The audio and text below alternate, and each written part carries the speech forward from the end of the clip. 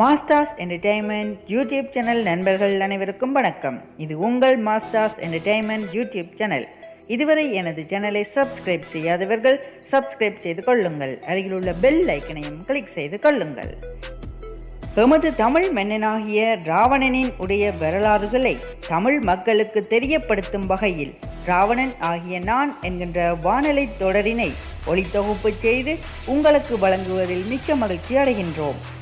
அந்த வகையில் ராவணன் ஆகிய நான் பாகம் 6 உங்களுக்காக சென்ற வாரத்தில் மாஸ்டார்ஸ் என்டர்டெயின்மெண்ட் தளத்தில் பதிவிடப்பட்டது. அதனை கேட்டு ரசித்திருப்பீர்கள் என்று நம்புகின்றேன். ராவணன் ஆகிய நான் பாகம் 7 உங்களுக்காக இதோ. இந்த பகுதியில் ராவணன் ஏன் சிவகிரி கோட்டையை அமைத்தான் என்பது பற்றியும், ராவணனின் தங்கை சூர்பனகையின் மூக்கை ராமன் ஏன் அறுத்தான் என்ற வரலாற்று சம்பவங்களையும், கடன் மற்றும் சூசனன் ஆகிய இருவரும் ராமனுடன் சண்டையிட்டு என்ன ஆனார்கள் போன்ற வரலாற்று சம்பவங்களை நீங்கள் இதில் கேட்க முடியும். இதுவரை எனது சேனலை சப்ஸ்கிரைப் செய்யாதவர்கள் சப்ஸ்கிரைப் செய்து கொள்ளுங்கள். அருகிலுள்ள பெல் ஐக்கனையும் கிளிக் செய்து கொள்ளுங்கள். நேயர்களே, மாஸ்டார்ஸ் என்டர்டெயின்மெண்ட் யூடியூப் தளத்தில் என்னால் பதிவிடப்படுகின்ற ராவணன் ஆகிய நான் என்கின்ற ஒளித்தொகுப்பினை கேட்டு உங்களுடைய கருத்துக்களை பதிவிட வேண்டுகின்றேன். நன்றி நேயர்களே. அன்புடன் என்றும் உங்கள் மாஸ்டார்ஸ்.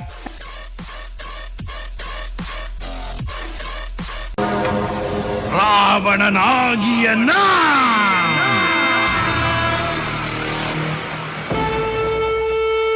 சிவா சிவாய போற்றியே, நம சிவாய போற்றியே, மனதில் உன்னை ஏற்றியே, ஹர ஹர சிவ ஹர ஹர சிவ, சதா சிவாய போற்றியே, மகாபலாய போற்றியே, மகாபலாய போற்றியே, ஹர ஹர சிவ ஹர ஹர சிவ. உலகம் தீயானாய் பாரினிலே தேனானாய், தீயதற்கும் தீயானாய் சாஸ்வதாய சங்கராய, நஞ்சை குண்ட கண்டாய நெஞ்சை வென்ற தன்னா, உன்னை நெஞ்சை இங்கு உண்டா சாஸ்வதாய சங்கராய.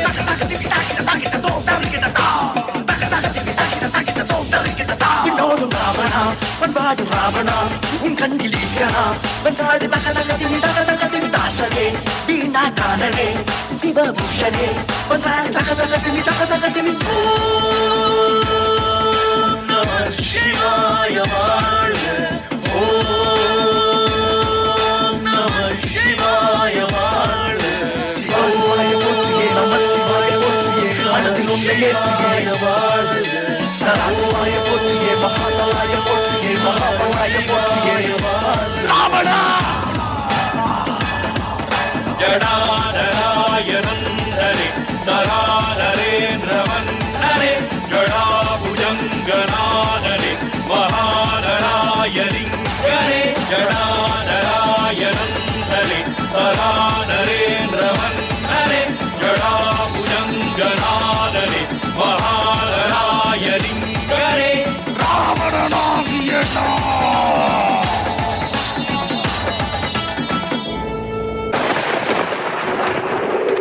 காலம் உருண்டோடியது.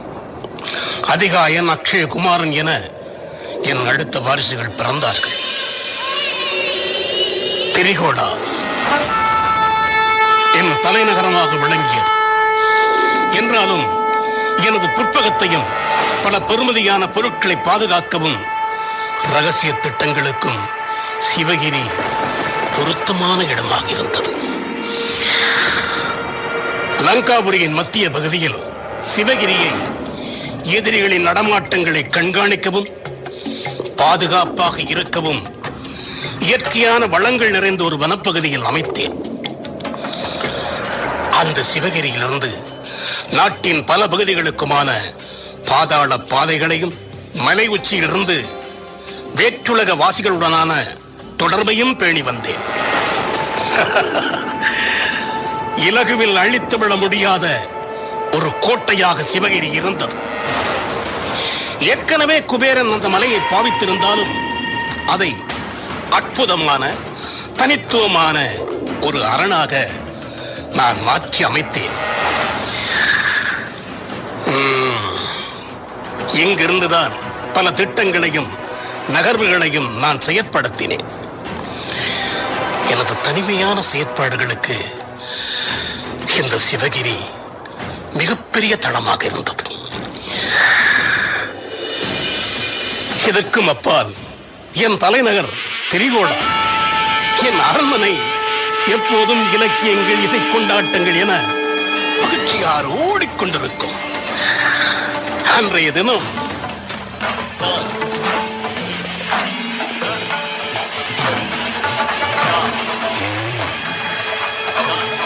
என்ன என்ன இசை என் மனதை கட்டி இழுக்கிறதே. வாருங்கள், அரங்கத்திற்குள் சென்று பார்ப்போம். மன்னா, இன்றைய சபையில் உலகம் போற்றும் உன்னத கலைஞர்கள் வந்துள்ளார்கள். ஓ, அருமையான தருணம். மன்னா, தமிழின் நாதம் மங்கள இசை தரும் நாதஸ்வரம், அதனை தர அற்புதமான உலகம் போற்றும் இளம் கலைஞன் குமரன். இவரை இசை கேட்க மக்கள் காத்து கிடப்பார்கள். சில வேளைகளில் இந்த கலைஞனை தேடி பிடிப்பதே கடினம். ஓ, இசைக்கலைஞரே, உங்கள் நாத இசை கேட்க ஆவலாக உள்ளேன்.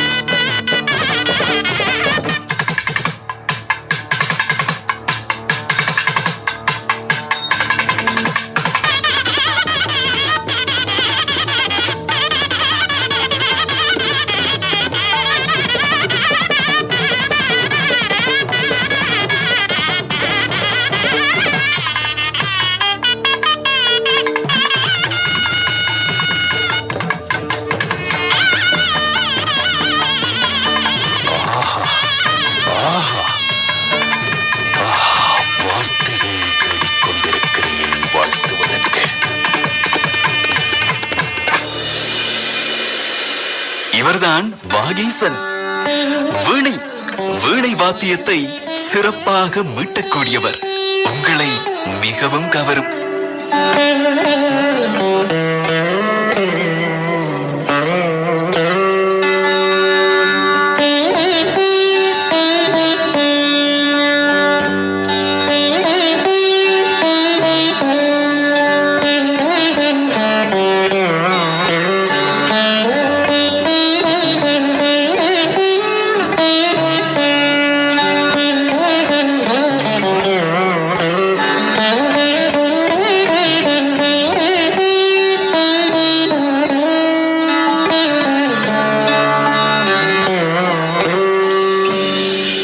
மன்னா, இவர்தான் அற்புதமான தாளவாத்திய கலைஞர் லயஞான பூபதி இரத்தினதுரை.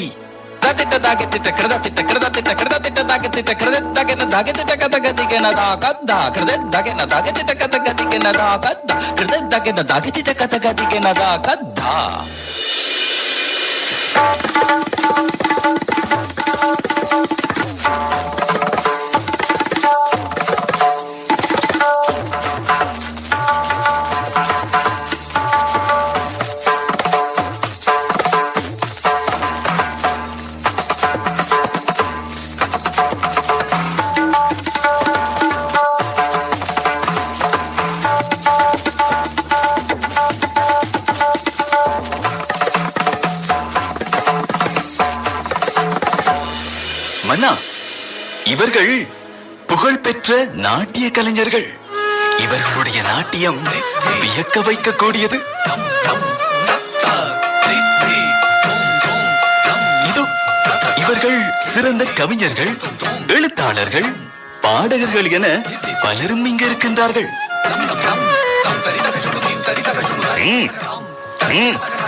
மகிழ்ச்சி பொங்கட்டும்.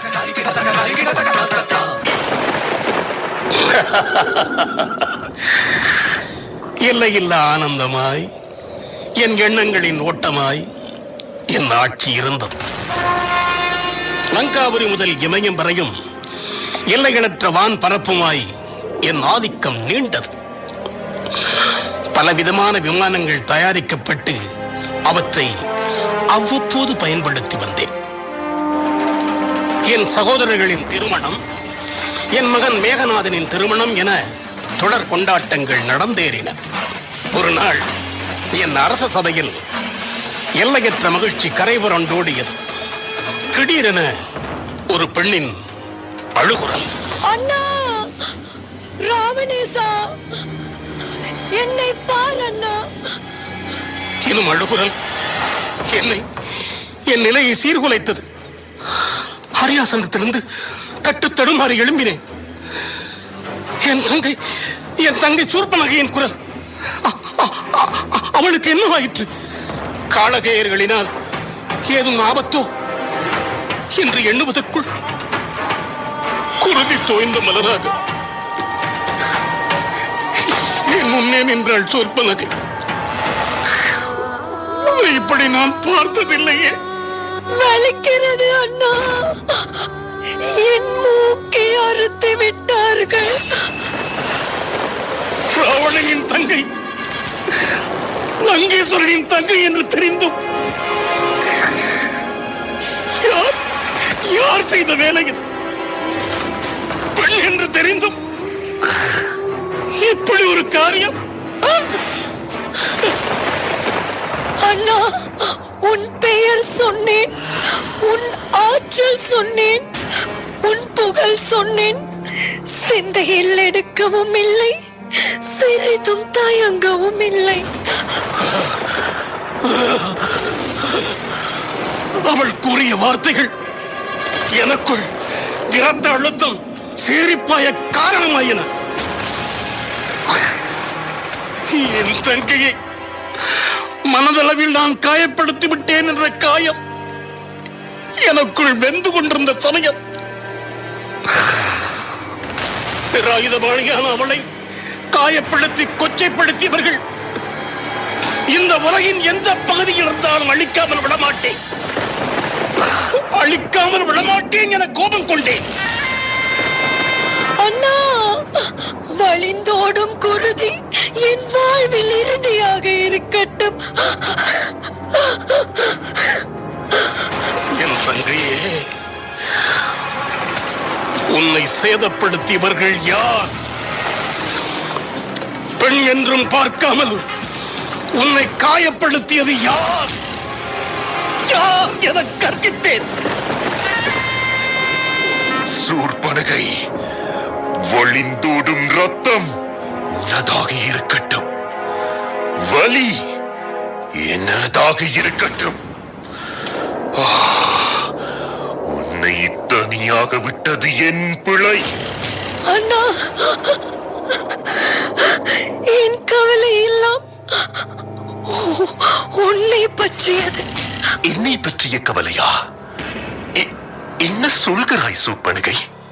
நான் யாராகவோ இருக்கட்டும், என்னை விடு. ஆனால் நான் ராவணனின் தங்கை, இலங்கேஸ்வரனின் தங்கை என கூறியும் என்னை மானபங்கப்படுத்தி விட்டார்கள். என் அழகை சீர்குலைத்தார்கள். என்னை பெண் என்று பாராமல் சிதைத்து விட்டார்கள். யாரம்மா அவர்கள்? என்ன நடந்தது சொல். ராமன், லக்ஷ்மணன், கோசல நாட்டின் முடிக்குரிய இளவரசர்கள், அயோத்திய சக்கரவர்த்தி தசரதனின் மைந்தர்கள். ராம லக்ஷ்மணன். என்ன நடந்தது என்பதை சொல். வளமை போல் காடுகளுக்குள் உலா வந்தேன். கோதாவரி ஆற்றின் அண்மையில் உள்ள நாசிகா என்னும் அடற்காட்டுக்குள் சென்றேன். அங்கிருந்து பார்த்தபோது என்றுமில்லாமல் பஞ்சவடி என்னும் பகுதியின் மேல் ஏராளமான பறவைகளை கண்டேன். புதுமையாக இருந்தது. அங்கு சென்றேன். என்ன, பஞ்சவடி பகுதியில் பறவைகளை கண்டாயா? ஆம், எப்போதும் இல்லாத ஒரு மகிழ்ச்சி ததும்பிய அமைதியும் இயற்கையின் மகிழ்ச்சியையும் கண்டேன். பஞ்சவடி பகுதிக்குள் சென்றேன்.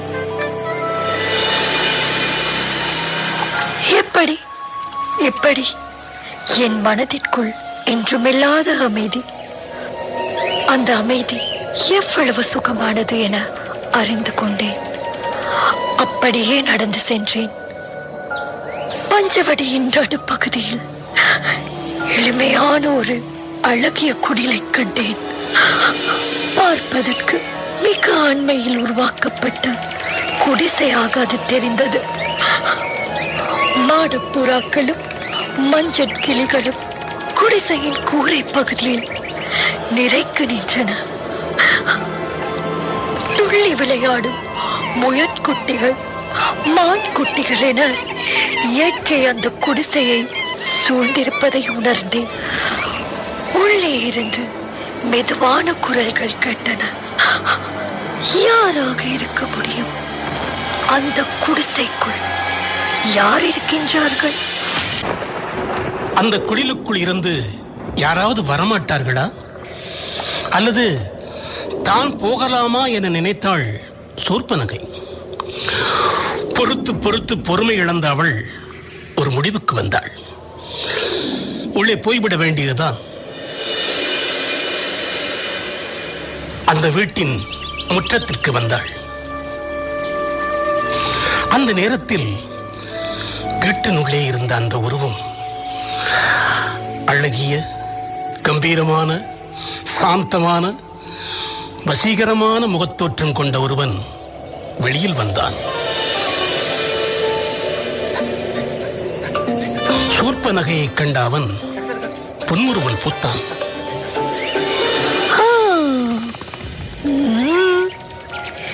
என்ன ஒரு அழகான ஆண்மகன்! உங்களை போன்ற ஒருவரை நான் பார்த்ததே இல்லை. உலகம் அப்படித்தான் சொல்கிறது.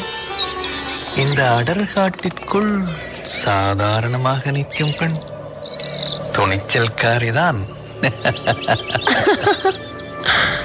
இப்படியான பாராட்டுக்கள் கேட்டு நிறைய நாட்கள் ஆகிவிட்டன.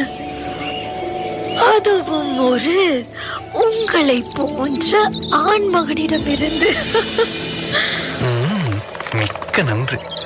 வெளிப்படையான பேச்சு, இனிமையான குரல், அழகிய ஒரு சிலையே என் முன்னே நிற்பது போன்று உணர்கிறேன். அவ்வளவு மகிழ்ச்சியாக இருக்கின்றேன். தாங்கள் யார் என தெரிந்து கொள்ளலாமா? காட்டில் நுலாவும் சாதாரண மானிடர்கள்தான். நன்றாக பேசுகிறீர்கள். என் பெயர் ராமன். ராமன். ராமன் உடலும் உள்ளமும் பூரிக்கின்றன. நடுக்காட்டில் நீ தனியாகவா வந்தாய்? தனியாகத்தான் வந்தேன். ஆனால் தற்போது நான் எனக்குள் நீ. ஒரு அழகிய பெண் என்னை பார்த்து இப்படி சொல்வது மகிழ்ச்சிதான். உங்களிடம் ஒன்று கேட்கலாமா? உங்களை நான் திருமணம் செய்து கொள்ளலாமா? பெண்ணே, பெண் ஒருத்திக்கு சொந்தம் நான். என்ன சொல்கிறீர்கள்? நீங்கள் திருமணமானவரா? ஆம். என் அதிர்ஷ்டம் அவ்வளவுதான். எங்கே இருக்கிறீர்கள் ஸ்ரீராமச்சந்திரரே? எங்கே இருக்கிறீர்கள்? வா சீதை, வா. யார் இந்த பேரழகி? என் துணைவி சீதை. அழகுக்கே சவால் விடும் அழகு. நீங்கள் சொல்லுங்கள், நான் அழகில்லையா? நீ அழகானவள். என்னை திருமணம் செய்ய மாட்டீர்கள், அப்படித்தானே? என் மனைவி இவள். எப்படி உன்னை மணக்க முடியும்? நீங்கள் நினைத்தால் முடியும். ஏன் கோபம் கொள்கிறாய்? முதலில் உன்னை பற்றி சொல். என் பெயர் சூர்பனகை, லங்காபுரியின் வேந்தன் ராவணனின் தங்கை. என் காதல் உன்னிடமில்லை, என் சீதையிடம். சீதை, உன்னை உன்னை இல்லை இல்லை, தொடாதே. மீண்டும் சொல்கிறேன், சீதையின் நிறைய செல்லாதே. சென்று விடு. நான் திருமணமானவன். அதோ அங்கே செல். என் சகோதரன், அவன் தனியாகத்தான் இருக்கிறான். என்னை விட பேரழகன், அன்பானவன். அவனிடம் போய் கேள். என்ன சொல்கிறீர்கள்? யார் அவர்? என் சகோதரன் லக்ஷ்மணன். அவர் அங்கே போ. எப்போதுமே அண்ணனை விட தம்பிமார் அழகாகத்தானே இருப்பார்கள். சரி, அவரிடம் பேசுவோம். நீங்கள் அறிந்ததை சூர்பனகை ராமனிடமும் பின்பு லக்ஷ்மணனிடம் சென்று தன்னை திருமணம் முடிக்க கேட்டாள் என்பது. ஏன் இப்படி நடந்திருக்க வேண்டும்? வித்யுத் ஜிவாவுடனான வாழ்க்கையின் பின்பு அவள் இல்லறத்தை பற்றி யோசிக்காதவளாகவே இருந்தாள் என்றல்லவா நினைத்தேன். ஓர் அண்ணனாக ராவணனாகிய நான் தங்கையின் விருப்பப்படி காதலை நிறைவேற்றினாலும் ஓர் அரசனாக அவளின் காதலனை கொன்றேன். அவளின் வாழ்க்கை பறிபோய்விட்டதோ என நித்தமும் வெந்து வெந்து வாழ்ந்தேன். ஒரு நாள் ஏதாவது ஒரு சந்தர்ப்பத்தில் எந்த ஒரு பொழுதிலும் தான் மறுமணம் செய்ய வேண்டும் என்று சூர்பனகை என்னிடம் கேட்டதில்லையே. அவளின் உணர்வுகளையும் வெளிக்காட்டியதில்லையே. எங்கள் குலத்தினை அழிக்க வேண்டும் என நினைக்கும் அந்த ராம லக்ஷ்மணரிடம்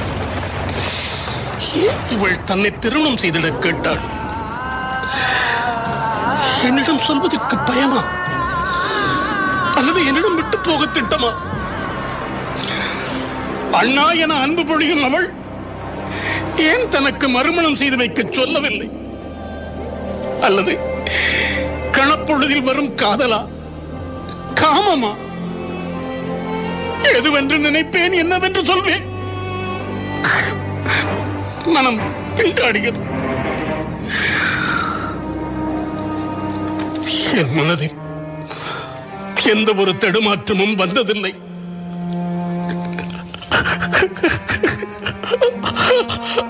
ஆனால் நெருங்கிய உறவுகள் என போது உள்ளம் நொந்து போகின்றது. என் அன்னையிடம் சென்றேன்.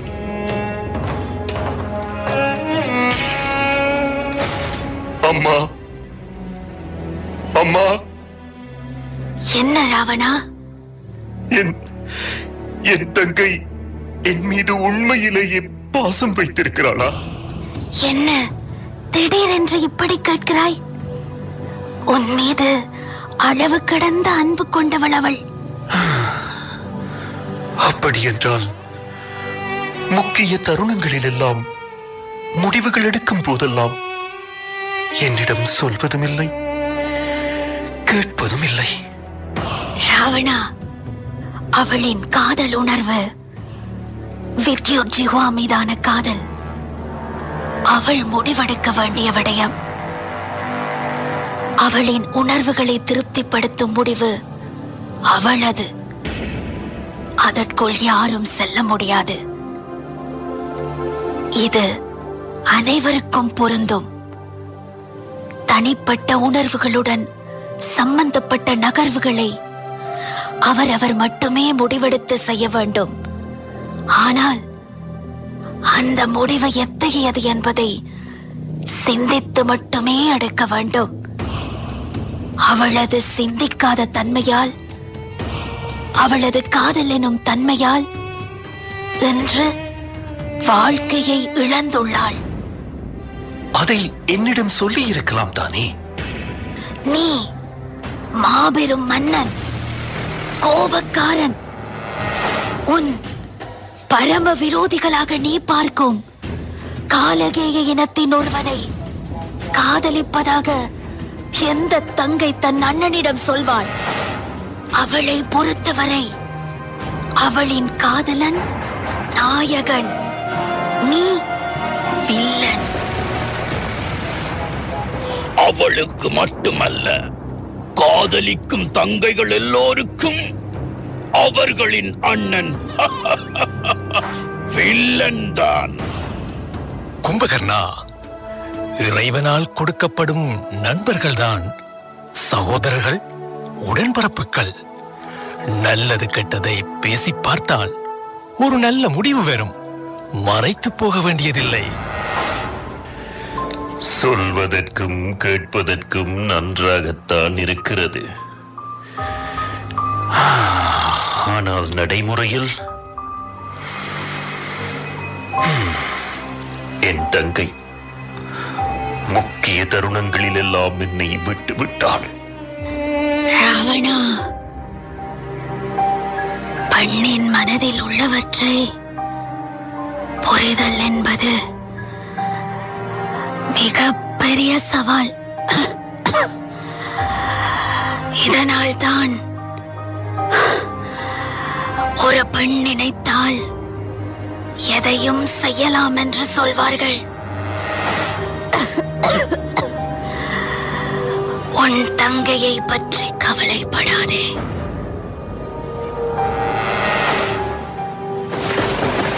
பாசம் எல்லோரையும் கண்டபடி கட்டி போட்டு வைத்திருந்தது. பாசத்தால் வரும் நம்பிக்கை நாடி நரம்பெல்லாம் ஓடிக்கொண்டிருந்தது.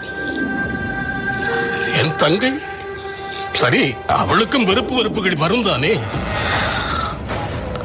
எத்தகைய உறவுகள் இருந்தாலும் ஒவ்வொருவருக்குமான தனித்துவமான தனியான ஒரு வட்டம் இருக்கும். அது அவர்களுக்கு மட்டுமே உடையதாகும். முடிவெடுக்கும் வயதில்லை வந்துவிட்டால் நமது உறவின் எல்லைகளுக்கும் எல்லை போட்டுவிட வேண்டியதுதான். சூர்பனகை, உனக்காக மீண்டும், இல்லை இல்லை, எப்போதுமே உன் பாசத்துக்காய் நான் இருப்பேன். அண்ணனாய் உனக்காக வாழ்வேன். நிம்மதியற்ற தனமாய் மனம் அமைதியானேன். புரியாத ஒரு குழப்பமாய் குழம்பி போனேன். என் ஆன்ம திருப்தியாக எதுவும் அமையவில்லை. சூர்பனகை விடயத்தில் ராமன் என் தங்கையை லக்ஷ்மணனிடம் அனுப்பினான். அவனுக்கு ஏற்கனவே தெரியும் லக்ஷ்மணனிடம் சென்றால் என்ன நடக்கும் என்று. ராமனைப் போல லக்ஷ்மணனும் என நினைத்து என் தங்கை சென்றிருக்கிறாள். அவளுக்குள்ளும் ஒரு செருக்கு, தான் ராவணனின் தங்கை என்று. அதிகார துணியிலேயே பேசி பழகிய அவளுக்கு யாரோடு எப்படி பேசுவதென்று தெரியாமல் இருந்திருக்கலாம்.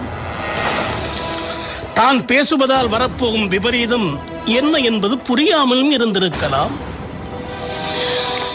லக்ஷ்மணன் முன்கோபக்காரன்.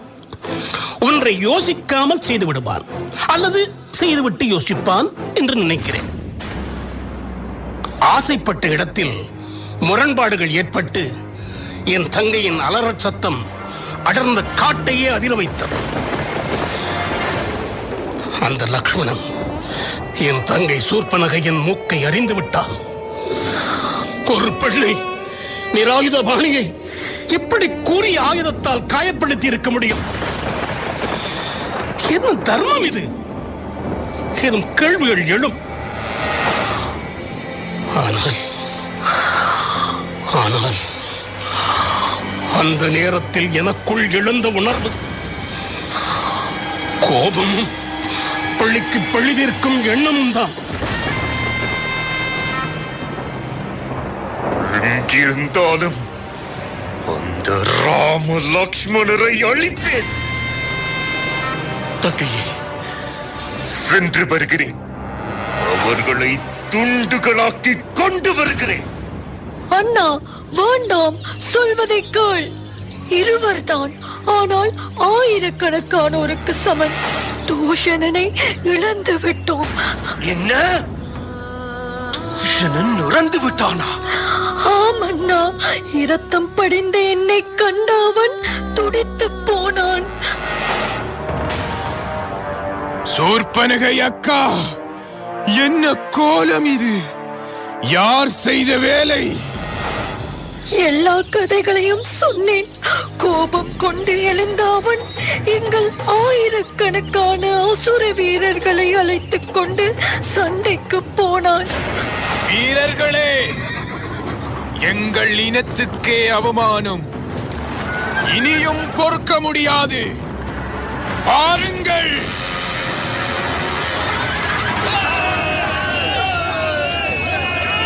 ராமா, என்ன தைரியம் உனக்கு? லக்ஷ்மணா, பாவளியில் என் படைகளோடு வந்திருக்கிறேன். யார் நீ? நான் லக்ஷ்மணன். நான் தூஷணன், சூர்பனகையின் உறவினன். ஓ, பெண்ணாக இருந்தாலும் குணத்தில் அவள் முரண்பட்டாள், எல்லை மீறினாள். அதனால் தண்டிக்கப்பட்டாள். தன்மைகள் மாறும்போது அவர்களுக்கான தர்மமும் மாறும். என்ன தர்மம்? நீயும் உன் தர்மம். பெண்ணின் மூக்கை துண்டிப்பது கேவலமாக இல்லை? தூஷணா, அறிந்து பேசு, அளந்து பேசு. எனக்கு அதிகம் பேசத் தெரியாது. வாளும் வில்லும் பேசும். நானும் உன்னோடு பேச வரவில்லை. வீரர்களே, தாக்குங்கள். என் வில்லுக்கும் அம்புக்கும் பதில் சொல்லு.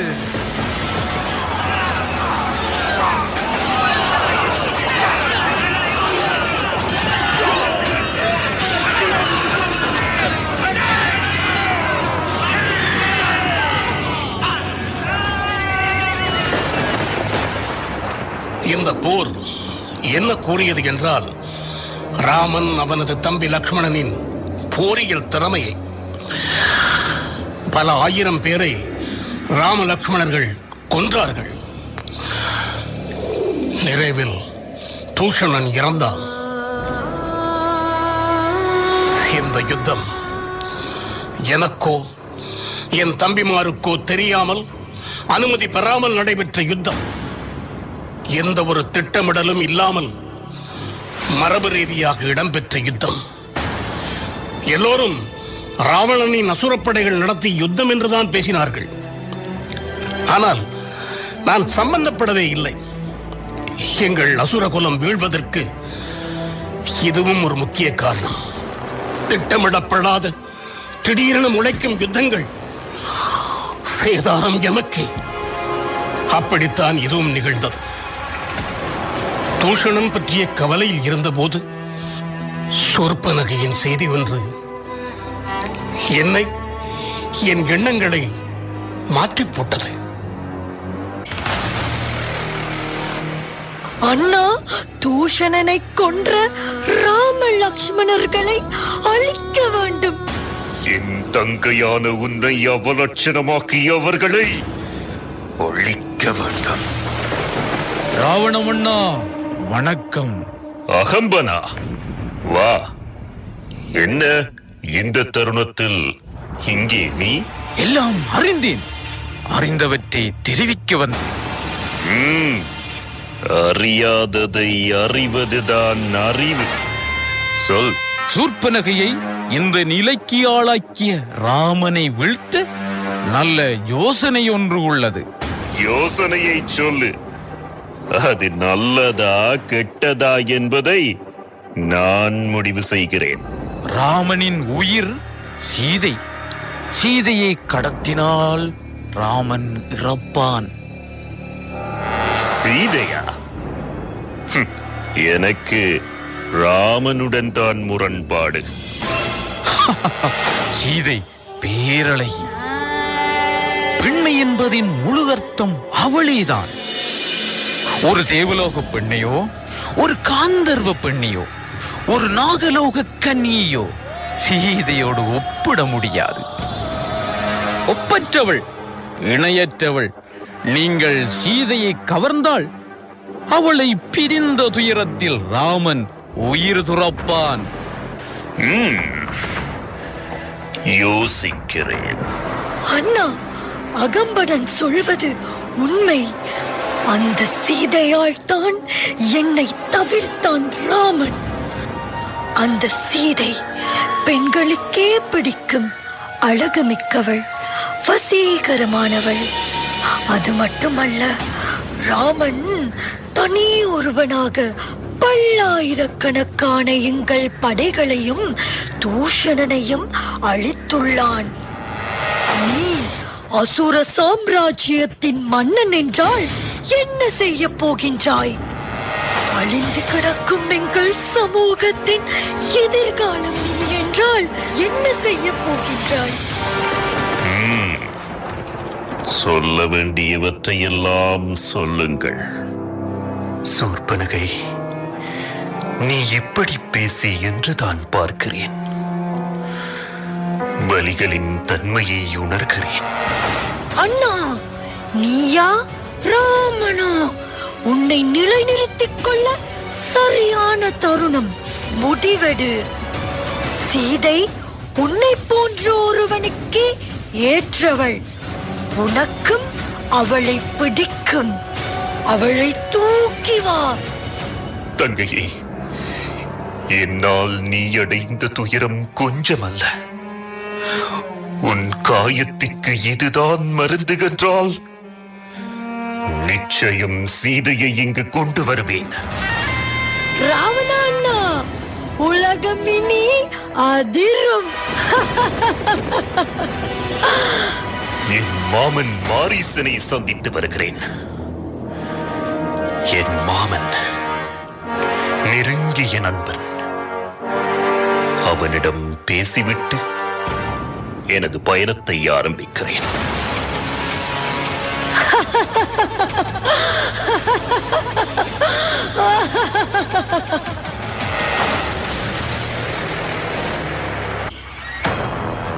சக்தி FM ராவணனாகிய நான் வானலை தொடர். அறியாதவையை அறிவதுதான் அறிவு.